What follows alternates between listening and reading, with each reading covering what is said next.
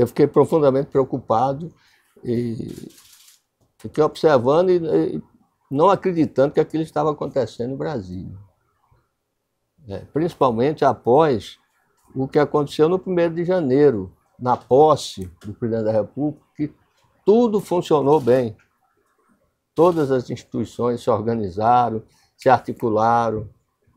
Nós mesmos participamos de reuniões, ajudamos, o Supremo Tribunal Federal nos pediu apoio e, de repente, vimos cenas como aquela. Eu estava aqui chegando em Brasília e fiquei perplexo, realmente. Aquele episódio foi uma mancha que ficou na nossa democracia, nossa história democrática. Então é um episódio para a gente não esquecer e para a gente ficar atento para atuar preventivamente. Porque, na minha opinião, uma atuação firme ali da própria Polícia Militar teria evitado. Bastava conter na praça, ali na Catedral, que certamente não haveria aquela invasão. O Poder Judiciário ele foi escolhido para ser criticado. Então, na realidade, houve uma ação direcionada para criticar o Poder Judiciário. E isso potencializou as pessoas que têm críticas e têm desconforto com as ações judiciais, sobretudo com a atuação do Supremo na defesa da democracia, porque foi o Supremo, principalmente, quem garantiu essa democracia. E o Judiciário, ele é um poder que ele, nos seus julgamentos, geralmente, ele não atende ao interesse, pelo menos, de uma pessoa, uma das partes. Às vezes não atende de todas as partes.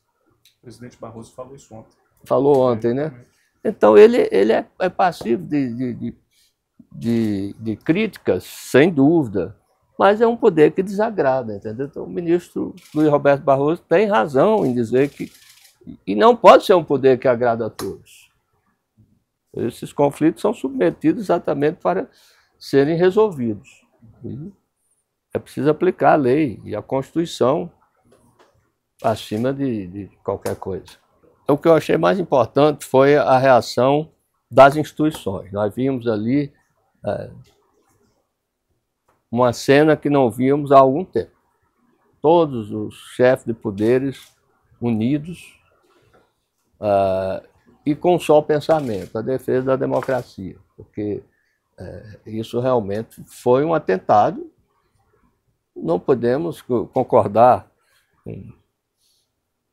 Pode-se ter divergências, divergências ideológicas, divergências políticas, mas é preciso que todos estejam compromissados com a defesa da democracia, que é a principal regra constitucional. É a sustentação do país através de um regime democrático, de direito. Isso é o que nossa Constituição estabelece. Eu penso que todos têm que pensar nessa mesma direção. Nós ficamos incumbidos de realizar todas as audiências, 1.403 audiências de custódia com aquelas pessoas que foram presas no 8 de janeiro. Então, foi um trabalho muito penoso para o tribunal. Nós não estávamos organizados não era um trabalho ordinário. Então, nós fizemos juntos, o ministro Alexandre de Moraes pediu que nós fizéssemos, e com os juízes federais também, participaram junto conosco, mas foi uma mobilização. Nós tivemos que fazer um regime de plantões, e que nós temos nós fazemos em torno de 30 audiências de custódia por dia. Isso já é o ordinário.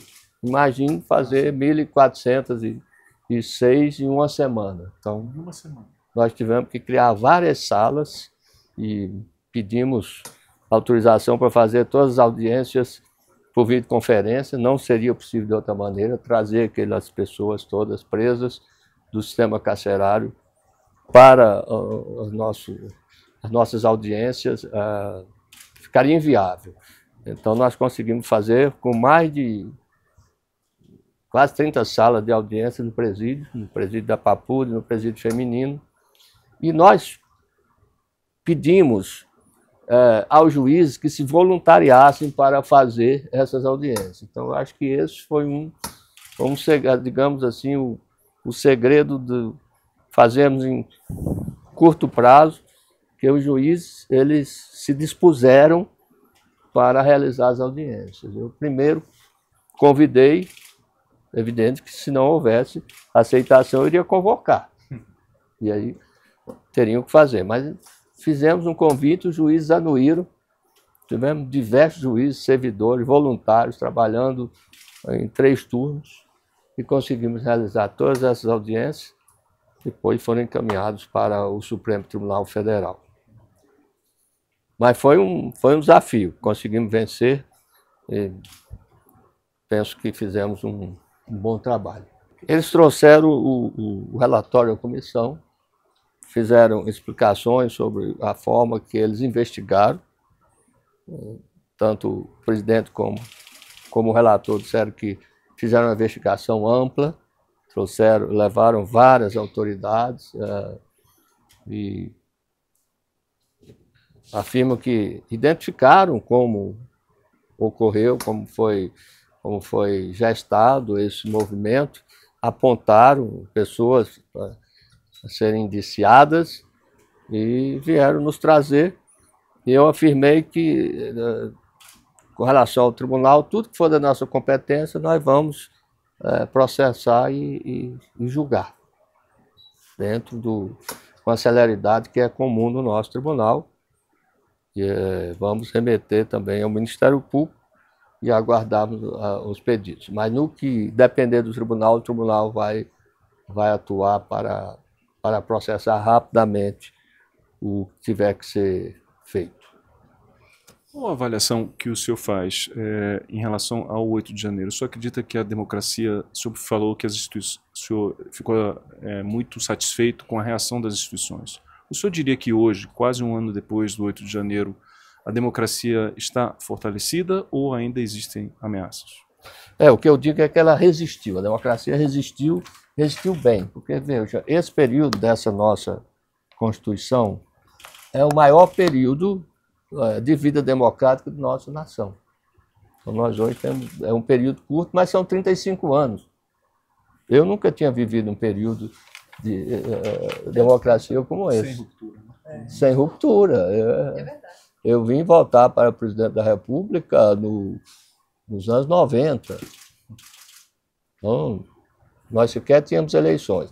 Então, a democracia realmente resistiu, mas é preciso ficar atento. Nós temos que manter uma atuação segura na defesa da democracia. Isso desde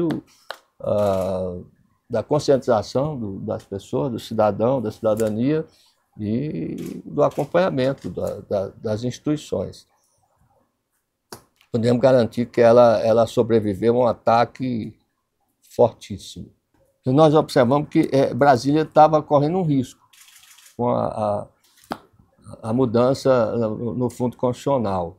E esse foi um outro ponto que os poderes do Distrito Federal se uniram, nesse caso os poderes locais, e fizeram articulação junto à Câmara e Senado para a manutenção do Fundo Constitucional, que é uma necessidade para Brasília. Brasília é uma cidade diferente. Veja que a segurança pública aqui é mantida e organizada pelo governo federal.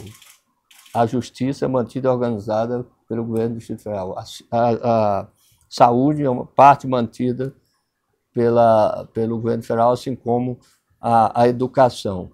Tudo isso se justifica por conta da centralidade dos poderes na capital da República. Então, além das instituições estrangeiras, então esse fundo precisava ser mantido. E parece que com o 8 de janeiro despertou uma crítica dos parlamentares com relação ao Fundo Constitucional para Brasília. Embora não se possa atribuir a uma só instituição a responsabilidade por aqueles fatos, que ainda serão muito investigados e apurados, e a história ainda vai trazer muitos fatos do que ocorreu no dia 8 de janeiro. Aí, então, o certo é que não se justificava alterar o Fundo Constitucional por conta do que houve, por conta daquela agressão aos poderes, aquela violência contra os poderes. Quer dizer, corremos o risco de sofrer uma outra violência, né? Uma segunda violência. Brasília estaria perdendo mais ainda, porque Brasília já ficou marcada por isso. É como se fosse culpa de Brasília. Muitas coisas são atribuídas a Brasília e não é responsável de Brasília. O próprio Congresso Nacional, às vezes as pessoas fazem críticas e colocam na conta de Brasília. Mas essa é uma responsabilidade federativa de toda a nação. Esse tema tem sido pauta diurna do nosso tribunal. Na minha gestão mesmo, nós temos uma dedicação permanente em combate à violência doméstica, contra a mulher, contra a criança.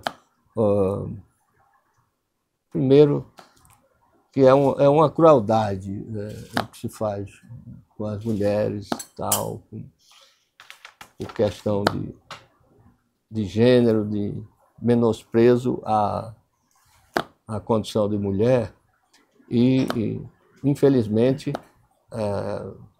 esses números são elevados, e nós temos feito, o Poder Judiciário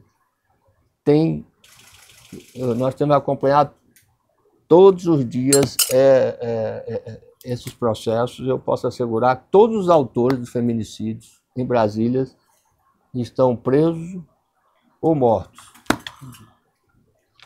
Presos em flagrante ou por prisão preventiva, mortos em razão de suicídio ou em enfrentamento com a polícia. Todos eles presos, a maioria já condenados, desses presos, no ano passado, a maioria já condenados com penas elevadas, porque essa pena hoje ela vai de 12 a 30 anos, então tem penas muito elevadas. A outra parte, respondendo ao processo, preso, e em breve serão julgados. Então, nosso Tribunal de Júri, cada circunscrição tem dado prioridade no julgamento desses crimes. Mas o desconforto grande, o que nos causa revolta, é que apenas essa condenação e essa atuação efetiva do Poder Judiciário não tem feito o que é indispensável, que é evitar a morte de mulheres.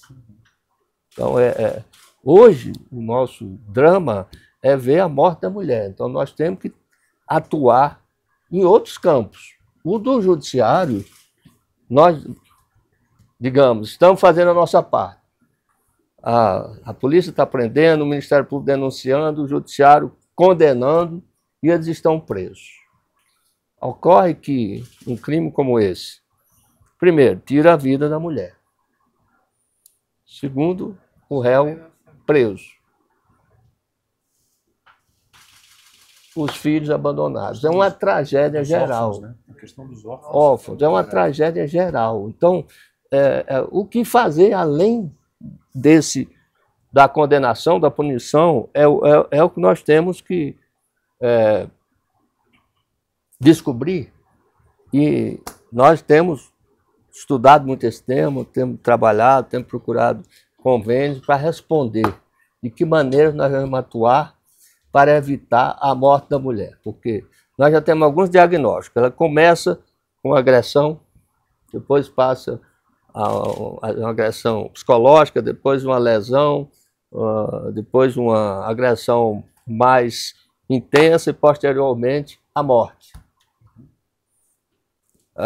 Outro aspecto que nós temos levantado, que é o seguinte, e esse é um que nós temos que agir, e agir rápido.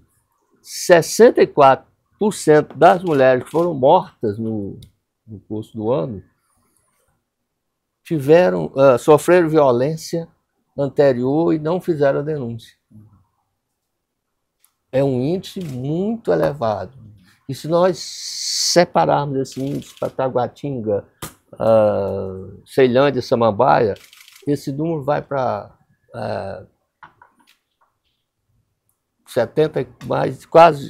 mais de 74%.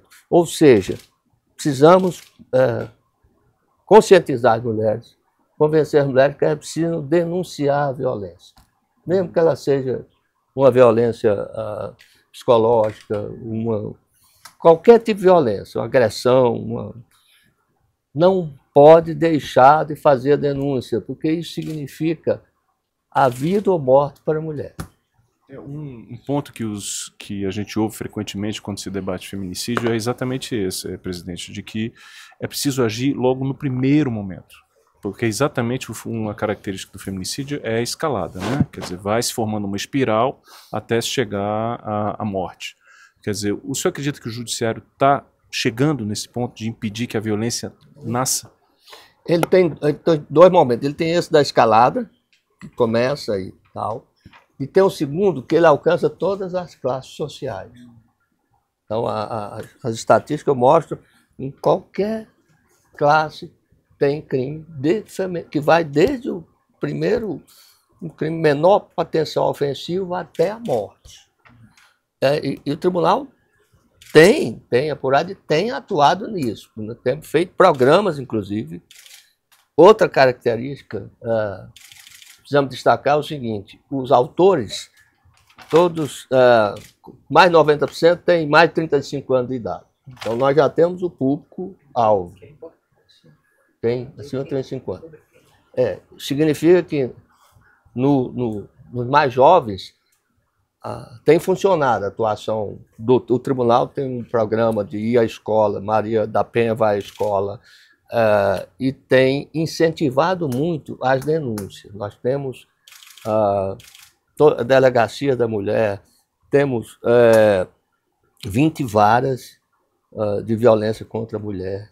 Então, esse é um aspecto que nós temos incentivado.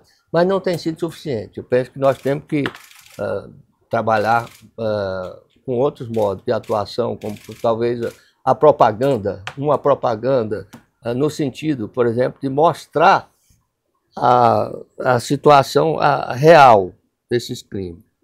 Presos, condenados, a mulher morta, e os filhos abandonados. Então, a gente mostrar isso para a sociedade, é preciso fazer, é preciso que a mídia mostre essa realidade e as consequências desse crime, para incutir na cabeça dos homens que eles não podem fazer isso. Eles não podem, entendeu? Nós precisamos de acabar com essa violência contra a mulher. É uma chaga. Mas nós temos programas temos programa com as forças de segurança, tem um programa chamado Diálogos, que reúne aquelas pessoas que praticaram crimes de violência doméstica, coloca as pessoas conversando, entendeu? Com um psicólogo, para realmente conscientizá-los e, sobretudo, evitar a escalada, evitar que esse fato prossiga. Nós precisamos mostrar para as pessoas que ninguém é dono do sentimento do outro, da outra pessoa. Isso é fundamental. Não é dono do... a mulher não é propriedade do homem. Não se pode querer controlar o sentimento do outro. Então nós precisamos convencer. O nosso desafio é convencer os homens dessa condição, de ter respeito, entendeu? Então temos pensado muito sobre isso e agido. Nós temos aqui o Núcleo Judicial da Mulher, temos feito muitas parcerias para diagnosticar essa situação e tomar ações para, que eu digo sempre, para evitar a morte das mulheres, porque depois a tragédia é gigantesca. Eu acredito que precisamos, porque aí tem que ser com a ajuda de todos. Então, o Poder Judiciário, as forças de segurança e a cidadania. Então, as famílias precisam conversar muito sobre esse assunto, os pais, as mães, na formação dos filhos, precisam incutir a ideia de boa convivência, de tolerância, não é? de respeito à mulher, entendeu? De não fazer essa distinção, não há por que fazer nenhuma distinção ou qualquer menosprezo com relação a gênero. Aí, me parece que falta também isso, um diálogo na família mostrando isso. E informando as consequências também. E aí, nesse ponto que eu digo que a imprensa pode nos ajudar, dizendo, inclusive checando essa situação, vendo, olha, realmente está acontecendo isso, os autores estão sendo presos, estão sendo punidos, e nós precisamos agora de um trabalho de conscientização, porque não é possível que continue isso. Porque tem dois pontos curiosos aí em relação a feminicídio, a violência doméstica, que um é que os relatos que a gente ouve dos homens é que eles acham que aquilo ali é natural, a ideia da propriedade. Ele naturaliza a questão da violência. E o outro ponto que também é importante, eu acho que eu gostaria de ouvir sua opinião, essa ideia da impunidade. Muitas vezes o agressor aposta na impunidade ou no arrependimento da vítima. O que o senhor tem a dizer em relação a isso? Com relação ao TJFT, eu posso dizer que nós não podemos falar de impunidade, porque nós temos dado a resposta adequada. Agora, tem fatores, esse fator da naturalização, realmente, ele acontece, e tem, sobretudo, o machismo por trás disso. O grande responsável por isso é o machismo. E dou um exemplo até aqui nos presídios, porque os presídios é uma situação, todos conhecem, uma situação complexa da administração do presídio. Mas vejam, há alguns tipos de crimes, por exemplo, de natureza sexual, que os presos não, eles têm, eles dão eles têm uma forma de lidar com esses criminosos de maneira diferente. Eles agridem esses criminosos de crimes sexuais, eles precisam ficar separados. Não podem ficar no conjunto das celas, mas eles não têm esse mesmo tratamento, por exemplo, com o feminicídio, o que revela uma posição machista. É como se eles tratassem o feminicídio como se fosse um crime, digamos, comum. Entre eles, né? Porque outros, de natureza sexual, propriamente dita, eles não toleram. É preciso ter uma vigilância, entendeu? Mas com esse há, de fato, vamos dizer, uma tolerância, uma concordância, assim, como se fosse um fato natural um homem tirar a vida de uma mulher. É assustador isso. Esse é um aspecto que a gente nota que não há. Por exemplo, nós não temos essa, vamos dizer, distinção lá dentro do presídio. E é uma forma de machismo e preconceituosa, entendeu? Querer dar um tratamento diferente a um fato tão cruel como esse, né? E aí nós fizemos, eu volto a dizer, o trabalho de conscientização, de educação, de muita discussão, de propaganda do que for possível, entendeu? Mostrar essa realidade. Assim. Eu me lembro quando nós tivemos uma campanha, não é o caso de comparar, mas um exemplo de campanha bem realizada foi aquela de combate ao fumo, que foi muito agressiva. Mostravam aquelas situações gravíssimas e tal. As batidas, né?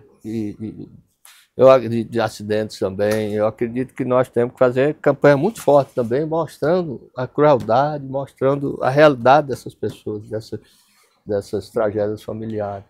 Presidente, um dos temas muito debatidos ao longo do ano no Judiciário foi a questão da paridade de gênero, né? Eu gostaria de saber qual a sua avaliação em relação a isso e que o senhor detalhasse a situação do TJ, do Tribunal de Justiça do Distrito Federal.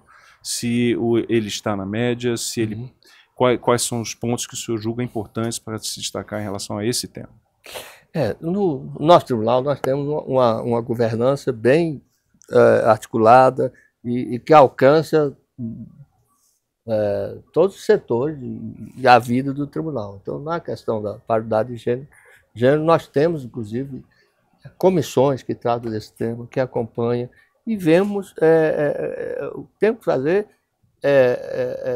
evitar o preconceito e cumprir o que está na legislação. Então, é isso que nós temos feito, mas nós temos acompanhado esses processos aqui de perto, faz parte da nossa governança, do nosso acompanhamento, comissão específica sobre acompanhamento de gênero, de questão também de preconceito racial. Então, todo preconceito. O tribunal busca, aqui na sua administração, tratar esse tema com o cuidado necessário, mas e atendendo o que vem da legislação. O que tem na lei nós podemos cumprir. Então, aqui, diria que, nesse aspecto, o tribunal tem se portado muito bem, porque qualquer situação como essa, ele apura e aplica aquelas sanções que forem cabíveis. O senhor aprova a resolução do CNJ? Qual o senhor acha que foi um avanço? Qual a avaliação que o senhor faz?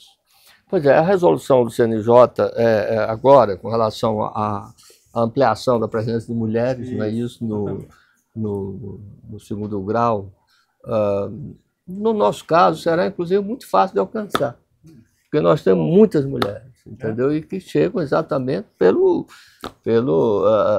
capacitação, pelo mérito, né? E veja, olha, agora que interessante, nós demos posse segunda-feira agora a 22 juízes substitutos de segundo grau, 22 novos juízes substitutos de segundo grau, 11 homens e 11 mulheres. Olha só. Então, nessa aprovação, eu digo o seguinte, o índice é maior do que o do CNJ, porque, inclusive, na véspera da posse, uma juíza que estava com ação judicial e tomou posse antes. Então, na verdade, passa a ser 12 a 11, né? Então, logo, logo, a gente vai alcançar esse percentual. Para nós, isso não vai ser não vai ser tormentoso, porque nós temos muitas mulheres chegando ao Tribunal de Justiça e ficou limitada a essa questão da promoção. Então, eu acredito que nós não teremos dificuldade para alcançar esse percentual. Podemos até no futuro ultrapassar, e aí vamos ver como é que vai ficar essa questão de as mulheres passando o número de homens aqui no tribunal. Presidente, mulher aqui? Não, né? Vice, né? Nós, só vice. Nós tivemos a Sandra de Santos, Carmelita, Ana Maria, e também em uma oportunidade diferente.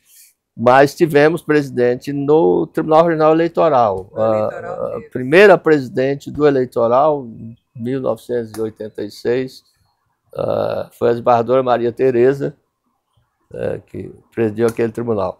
Aqui ainda não chegou, mas vai chegar, eu não tenho dúvida. Está na hora, né? Está na hora. Presidente, o senhor tem uma relação especial com o futebol e a música, né? Gosto muito dos dois. Como muitos magistrados aqui de Brasília, né? Como é que é manter isso, né? A rotina do tribunal com a arte, né? Uma coisa que dá leveza e que facilita, eu acho, que no dia a dia.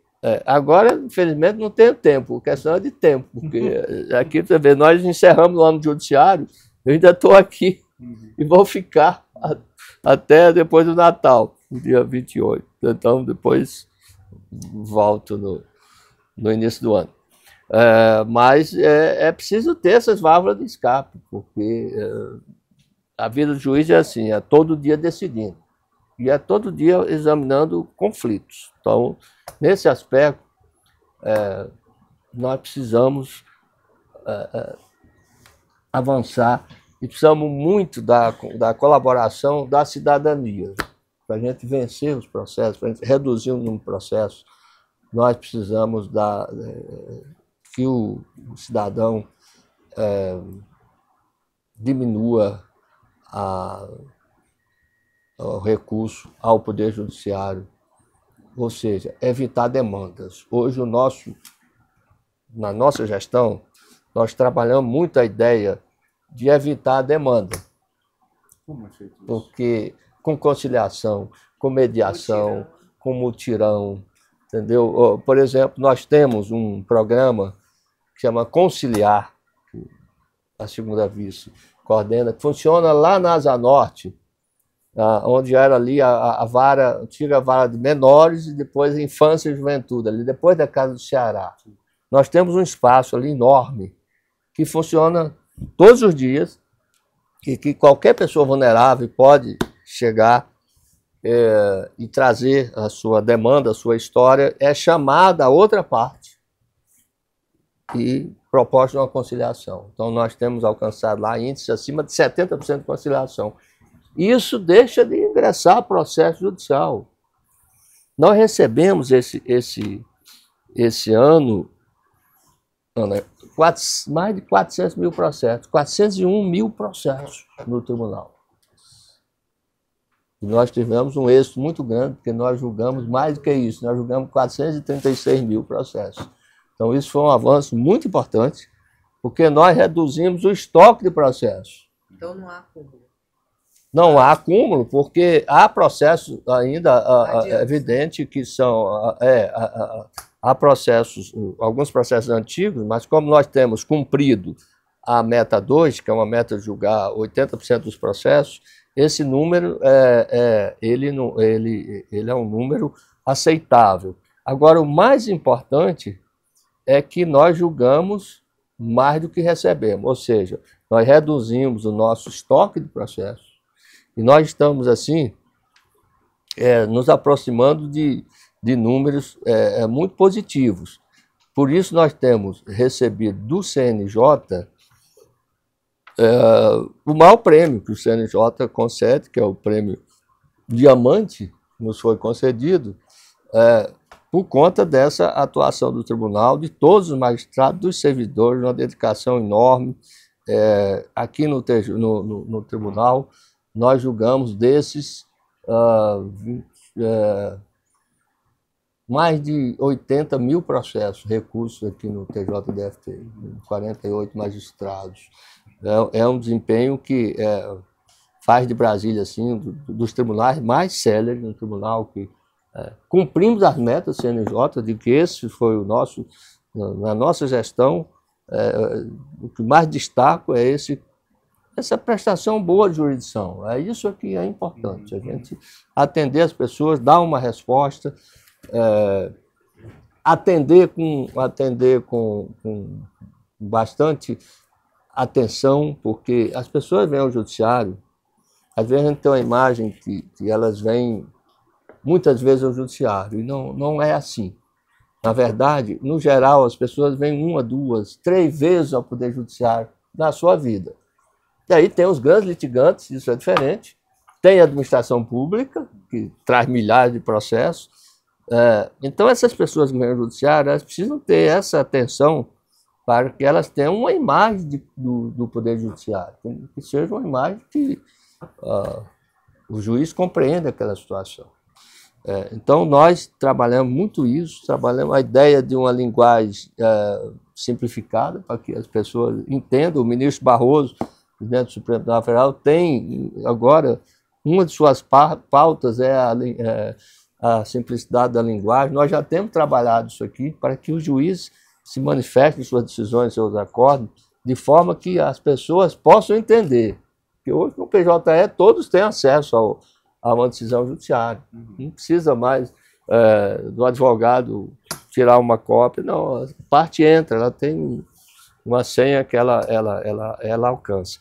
Então, nós trabalhamos muito essa ideia de facilitar o acesso e outra nessa facilitação do acesso, de levar o tribunal às pessoas.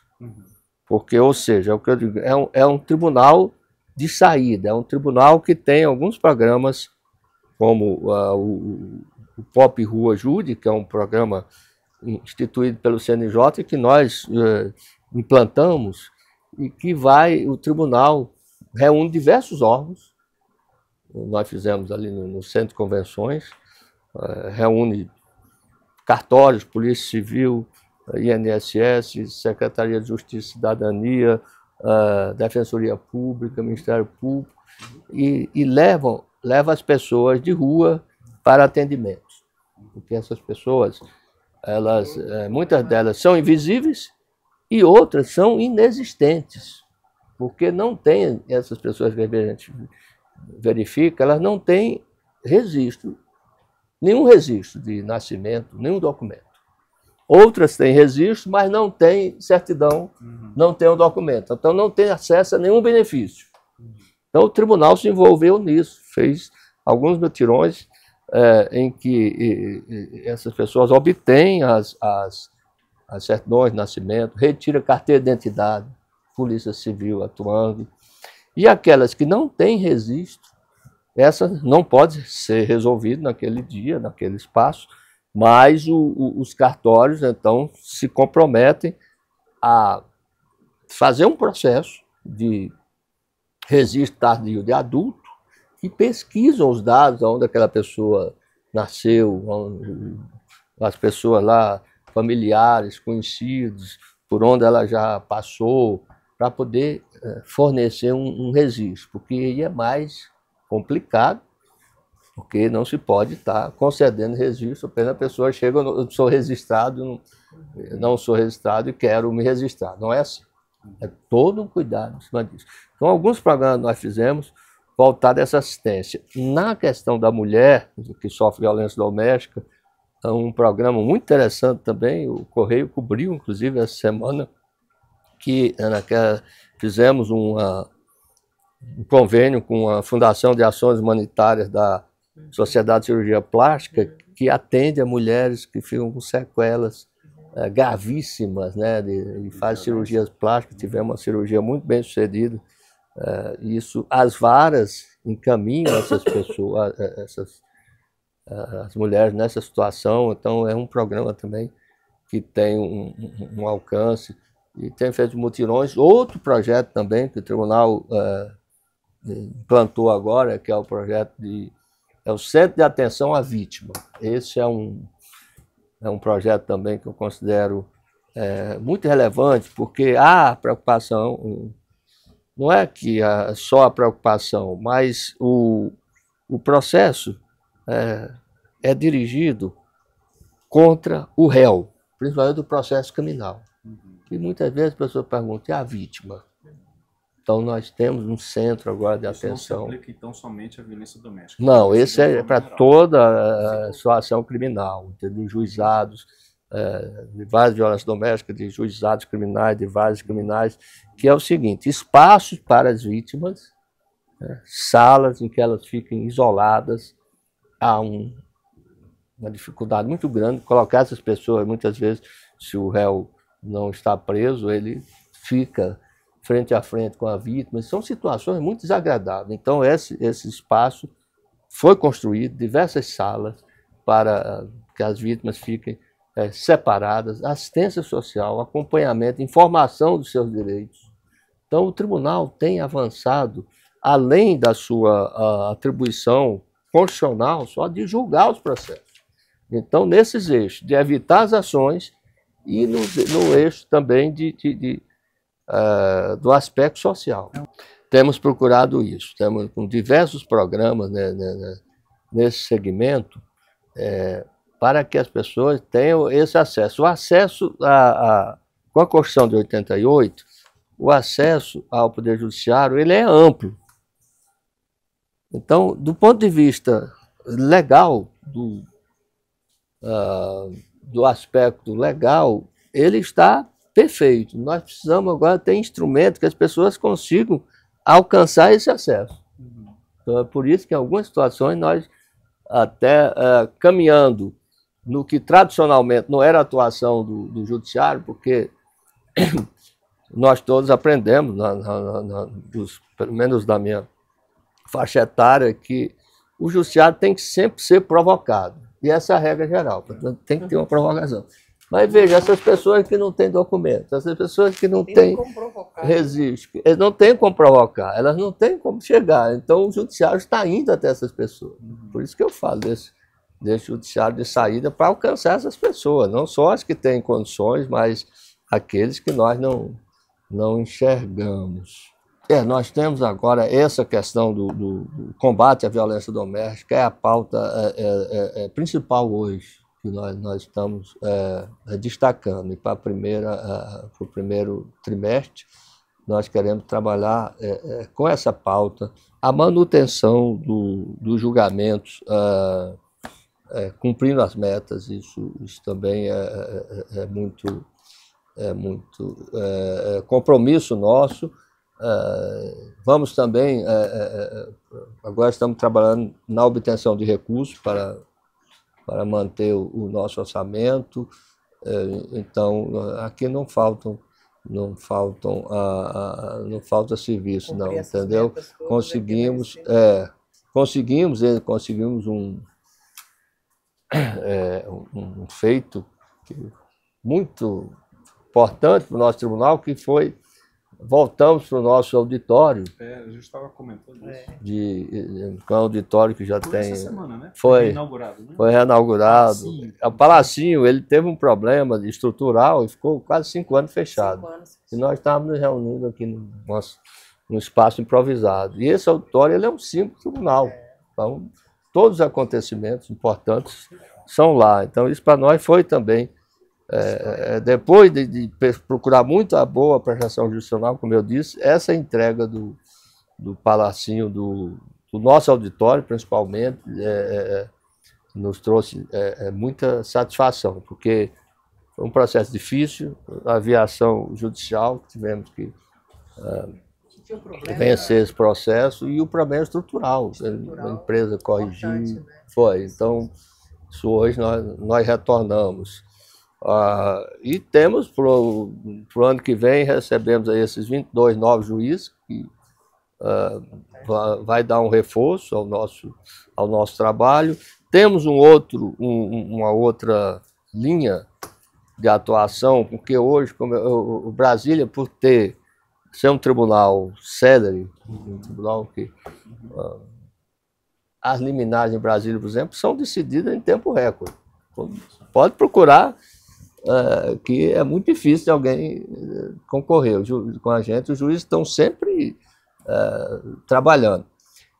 E essa celeridade, quando eu coloquei, nós estamos julgando mais processos que nós recebemos, está atraindo processos para Brasília. Eu tenho que fazer essa colocação, porque a gente está pagando um preço pela eficiência. Tem uma possibilidade no Código de Processo Civil, as partes elegem um foro para litigar. Então elas fazem um contrato, a empresa de Manaus compra combustível no Rio de Janeiro e elege Brasília para resolver os conflitos. Vem para cá. Com o PJE, o PJE mudou, transformou essa realidade. Antes era complicado, você teria que vir a Brasília, teria que pegar um avião, vir de carro e tal. Agora não tem mais fronteira, porque nós temos um processo eletrônico, 100% eletrônico. A pessoa pode marcar lá e dizer: eu não quero audiência presencial, só virtual. E o juiz acolhe aquilo e tal. A não ser, claro, tem algumas situações que ele vai dizer que precisa ter uma presencial. Mas, em regra, quando ele marca lá, é virtual. Então, o que está acontecendo? Processo judicial, as partes não precisam vir aqui. As nossas custas são mais baratas, que são custos da União, são bem mais baratos que os estados. E as pessoas estão movendo milhares de processos aqui em Brasília, aumentando muito o nosso trabalho. Nós temos uma ação para resolver isso. Já declinamos algumas vezes desses processos, mas o Tribunal Superior entendeu que nós só podemos mandar esse processo para um dos locais se houver provocação da outra parte. E hoje, como a outra parte tem interesse em ficar aqui, então ela continua aqui. Acaba ficando aqui. São quantos juízes hoje? Nós temos 48 embargadores e mais de 300 e... o número exato, 300 e quase 400 juízes, né? Agora temos mais 22. Quase 400. Quase 400 juízes. Para 400 mil processos, é quase 1000 processos para cada juiz, exatamente, né? Mais ou menos isso. Então, com essa questão do foro, que a gente chama foro de eleição, nós estamos com um projeto de lei já aprovado na Câmara dos Deputados, que por um deputado que propôs, da bancada de Brasília, deputado Rafael Prudente, que diz que para a eleição do foro é preciso guardar uma pertinência com a residência ou domicílio da parte ou o cumprimento da obrigação. Isso vai para o Senado, se for aprovado, vai realmente equilibrar mais os sistemas. Então, porque nós recebemos recursos proporcional à nossa população. Se a gente recebe pessoas de outro estado, partes, compromete os nossos recursos. Essa é uma das prioridades também para o prosseguimento. Pois é, o nosso concurso, principalmente para magistrado, é um concurso muito disputado. Nós acabamos de fazer um concurso, nós temos 35 vagas, só aprovamos 22. Dos 7 mil candidatos, então o TJDF é uma peneira muito forte.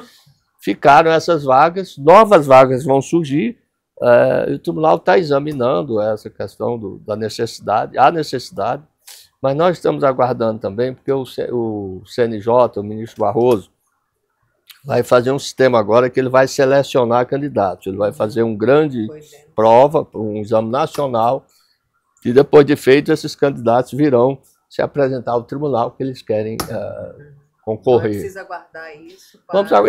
Ele tá com a ideia de que em maio, provavelmente, já teremos candidatos. Então, nós, assim que for liberado, a gente abre. Para outras áreas? Para as outras áreas, também ainda dependemos de recursos. Estamos procurando recursos. É necessário, sempre o número sempre nós temos aqui o cobertor curto. Então, nós temos maiores necessidades, mas é preciso de recursos. Então, hoje é preciso de recursos. Nós temos também a questão de alguns servidores que vão para os tribunais superiores, que os tribunais também têm necessidade, mas isso está no nosso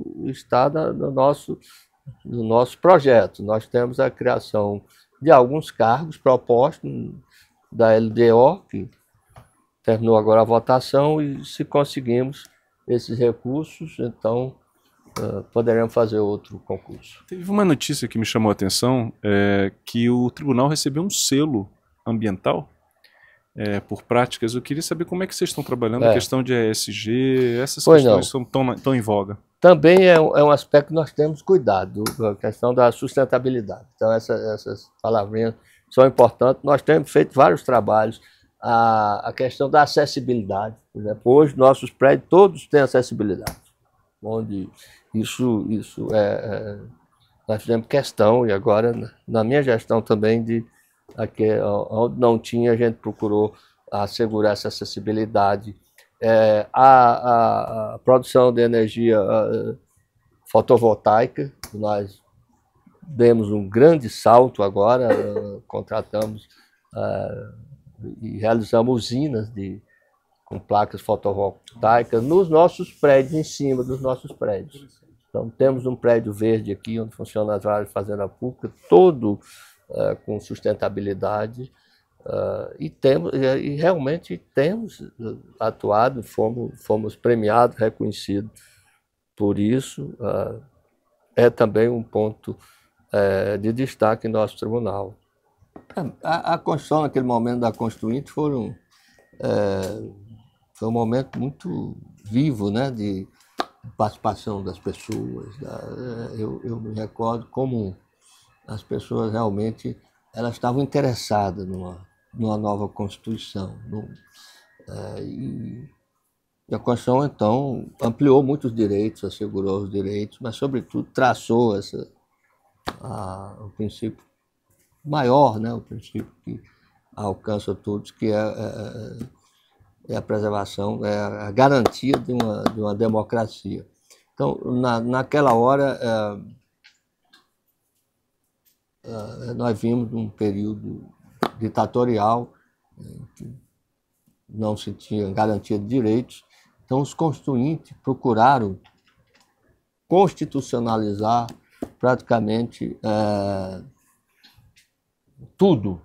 Nós examinarmos a Constituição, nós temos disposição sobre todos os assuntos da vida nacional. Então, nós temos pode reparar na Constituição que cuida de direitos sociais, direitos coletivos, direitos individuais, direitos políticos, direitos das populações indígenas. E isso realmente acabou criando todo um conjunto de direitos e que, aos poucos, isso precisou de ir se arrumando. Tanto que nós já temos muitas emendas constitucionais que alteraram muitos pontos da Constituição. Mas não descaracterizou a ideia central de uma Constituição. Quanto ao seu cumprimento, realmente nós temos muita dificuldade do cumprimento da Constituição. Fomos ver as garantias que temos na Constituição sobre o aspecto, por exemplo, do que o salário mínimo deve ser capaz de atender. Até hoje nós não conseguimos chegarmos a um atendimento adequado. Mas realmente faz parte da construção, porque o país precisa crescer, precisa para responder todas essas demandas. Mas muitos aspectos muito positivos. A questão da educação, nós avançamos muito na educação, em assegurar o acesso à educação. A educação ainda não é a educação que nós defendemos, gostaríamos que fosse, mas avançou muito, porque não havia acesso à educação. Quem nasceu nos anos 50 para trás, pouquíssimas pessoas tinham acesso à educação. Hoje o acesso é amplo. A questão da saúde, né? Não me canso de citar, e tanta gente cita, o SUS foi um avanço muito grande. Então, ele não consegue atender a todos, mas atende a muitos. Tem muitas críticas, precisa de corrigir muito questão relacionada à aplicação de recursos, à correção da aplicação de recursos. A mídia passou a ter a liberdade indispensável para atuar, para apontar esses desvios. Então, isso tudo é a Constituição que assegurou. Quando a gente pensa sobre isso, a liberdade de imprensa está aqui na Constituição. O senhor diria, então, que a Constituição é, ao mesmo tempo, inspiração e desafio, né, para o Judiciário? Certamente. E precisa ser observado. Então, é o que eu digo, o juiz tem que cumprir a lei e a Constituição. Ele tem margem, a margem dele é da interpretação, né? O juiz ele não produz legislação, mas ele tem que dar cumprimento e procurar a interpretação adequada. No futebol, a decepção foi geral.